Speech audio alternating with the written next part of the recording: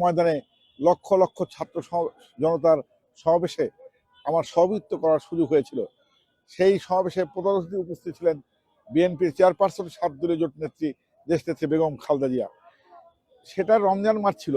তা আমি যখন বক্তৃতা দিচ্ছিলাম সভাপতি, আজান দিবে দিবে এরকম অবস্থা। তা ম্যাডাম আমার পিঠে হাত দিয়ে বলেন যে মাসুদ তাড়াতাড়ি বক্তব্য শেষ করো, রোজা খুলতে হবে। আরেকটা ঘটনা আমার খুব ঐতিহাসিক ঘটনা যে আমি যখন পূর্তমন্ত্রী মির্জা আব্বাস এপিএ ছিলাম, তখন ম্যাডাম কিশোরগঞ্জে গিয়েছিলেন পলিটেকনিক সহ বিভিন্ন শিক্ষা প্রতিষ্ঠান, স্টেডিয়াম, বিভিন্ন মানে কর্মসূচি উদ্বোধন করতে। তা সার্কুলারদের ভিতরে 8-9 জন কিশোরগঞ্জের বড় বড় নেতারা ছিল, তারা ম্যাডামের সাথে পরিচয় হচ্ছে। তা ম্যাডাম যেহেতু আমাকে চিনে, এখন ওরা পরিচিত হচ্ছে, আমি ভাবতেছিলাম কি বলবো, মানে আমি একটা ইতস্তত বোধ করি, আমি চিনে আবার যাই কি বলবো। তারপরেও দেখলাম যেহেতু প্রাইম মিনিস্টার, সবাই বলতেছে যার যার পরিচয়, আমি না দেখ কেমন দেখায়। তো আমি ম্যাডামে যাই বললাম, ম্যাডাম আমি মাসুদ ছাত্র দলের কেন্দ্রীয় ভাইস প্রেসিডেন্ট ছিলাম। ম্যাডাম বললো যে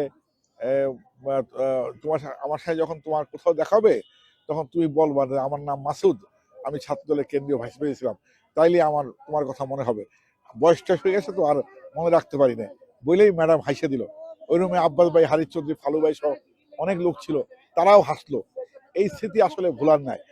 আর তারেক রহমান প্রতি বাংলাদেশের জনগণের আস্থা ভালোবাসা আছে এই কারণে যে তার পিতা যেমন দেশপ্রেমিক ছিলেন, স্বাধীনতার ঘোষক ছিলেন, তার মাতা দেশের উন্নয়নের জননী ছিলেন, এবং বাংলাদেশের জনগণ তার পাশে ছিল, এবং বাংলাদেশের জনগণের পাশে দেশনেত্রী বেগম খালেদা জিয়া ছিলেন।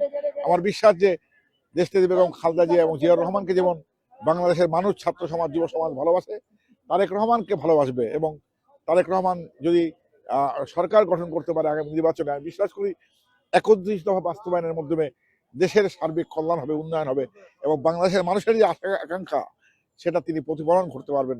আমার সেই বিশ্বাস আছে।